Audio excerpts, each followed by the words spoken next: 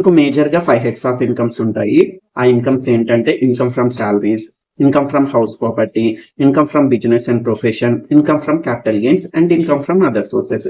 మీకు ఈ 5 heads of incomes ఉన్నట్లయితే మీకు ఐటీఆర్ 3 అప్లికబిలిటీ ఉంటుంది. కొంతమంది సాలరీ ఇండివిజువల్స్ ఏం చేస్తారంటే ప్రాక్టికల్ గా వాళ్ళు ఇంట్రా ట్రేడింగ్ చేయడం కానీ ఫ్యూచర్ అండ్ ఆప్షన్స్ చేయడం కానీ చేస్తూ ఉంటారు.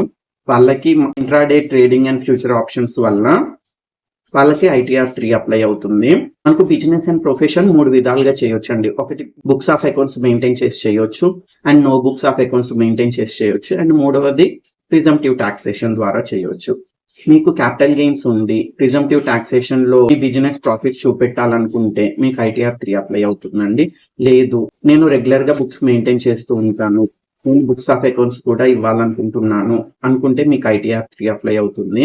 మీ క్వెరీస్ ఏమున్నా కమెంట్ సెక్షన్ లో కమెంట్ చేయండి friends. We will make the detailed videos on that.